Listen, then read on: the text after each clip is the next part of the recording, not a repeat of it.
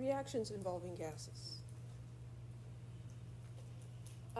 If we have a gas as a reactant or product, we're usually going to specify the amount of it as a volume at a particular temperature and pressure, because the mass is just not convenient.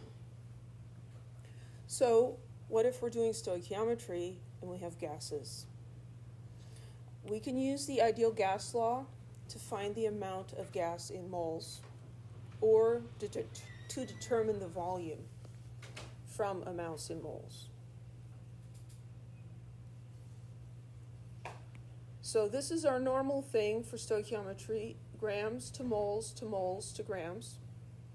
When you have a gas involved, you're going to start with a volume at a particular pressure and temperature. Use the ideal gas law to convert that to moles, and then if you have a gas at the other end, use the ideal gas law again to calculate the volume. If we have the gases at STP, we can make use of the molar mass of a gas, 22.4 liters per mole, to do these conversions. And so that makes the problem a lot faster. And the pressures that they give you might be partial pressures. Okay, so in the following reaction, 4.58 liters of oxygen was formed at a pressure of 745 millimeters of mercury and temperature of 308 Kelvin.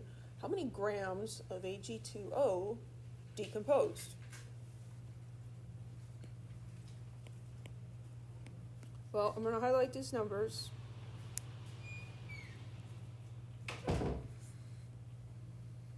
And I'm going to highlight the question.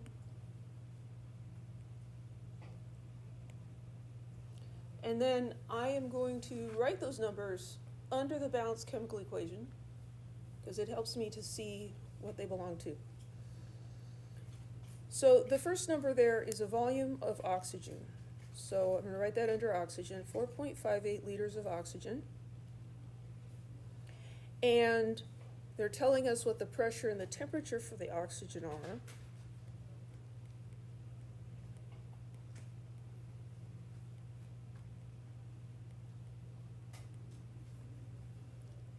So there's all my numbers. And the question is, what mass of Ag2O decomposed? So we want the mass of this in grams.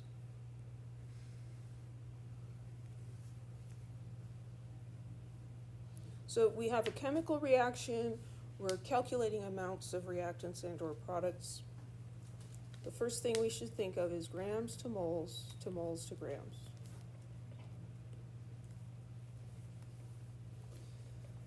We're going to start with this one and end with that one because that's the question mark. Do we have the mass of oxygen? No, we don't. But we have the pressure, the temperature, and the volume, and so we can use the ideal gas law to calculate that.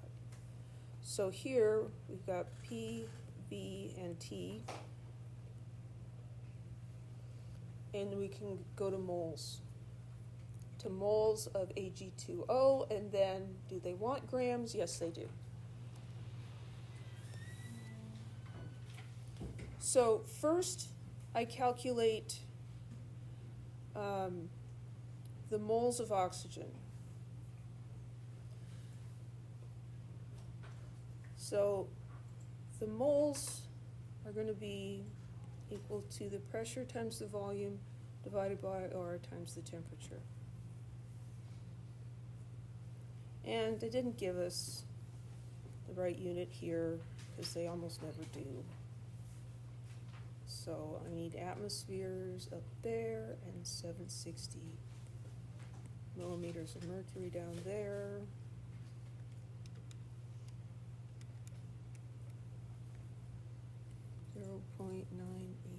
.98026 atmospheres.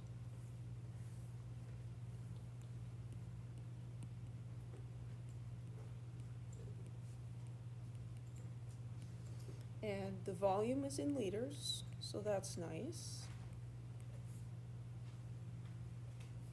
And And then we're dividing by the ideal gas constant and the temperature in Kelvin.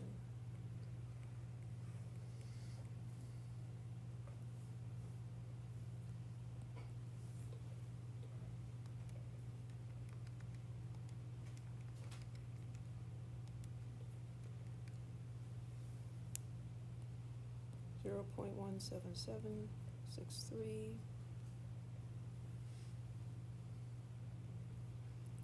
moles of oxygen. So I'm using the ideal gas law to find how many moles of oxygen I have. That's this first step up here. And now I can continue with my other steps using dimensional analysis. Now I'm going to go to moles of the silver oxide, and then I'm going to go to grams of silver oxide.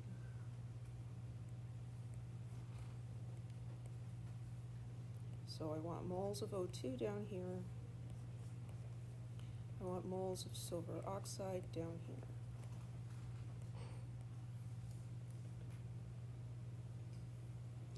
What is the mole ratio? 2 moles of the silver compound will generate 1 mole of oxygen. So 2 moles of the silver compound, 1 mole of oxygen. And then the last one is the molar mass. So I need 2 times the mass of silver, 107.9.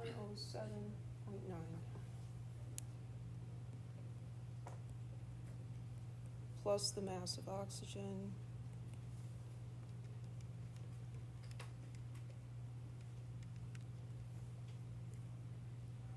231.8.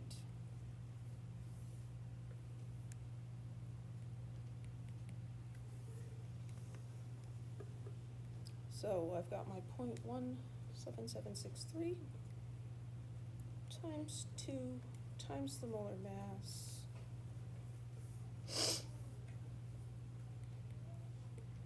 .351, 82.4 grams of Ag2O.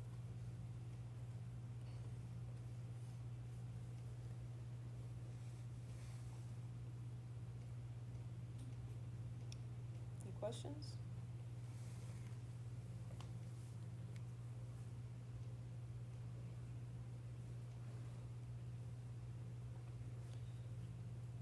Let's look at how we can use the molar volume of a gas in calculations.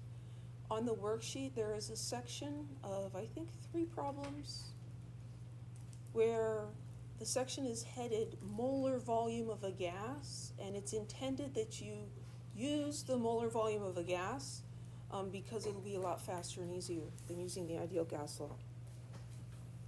So how many liters of oxygen at STP are required to form 10.5 grams of water? So we've got 10.5 grams of water, and we have at STP. And we want liters of oxygen. So 10.5 grams of water, wrong place. Question mark, liters of oxygen.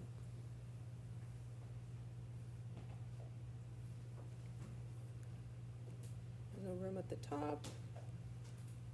So we think grams to moles to moles to grams. Are we going to start with grams? Yes. So we can go grams of water to moles of oxygen to volume. Right?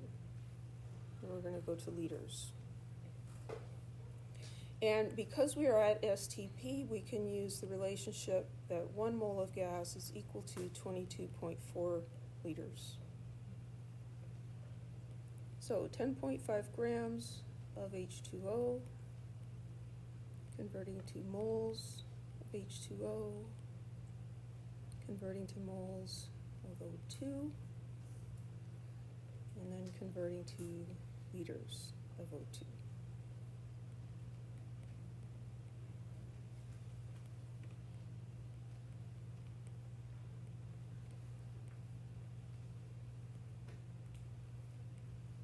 All the units in place. Need the molar mass of water.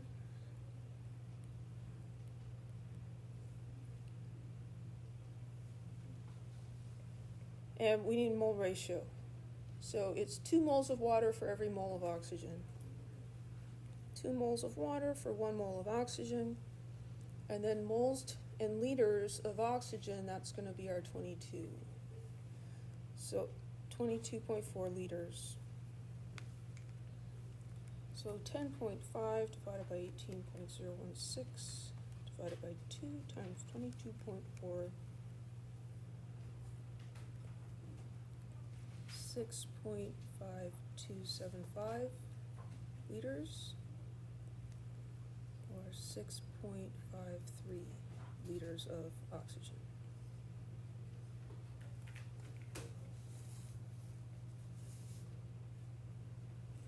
It's faster than using the ideal gas law. The ideal gas law always works, but this is faster.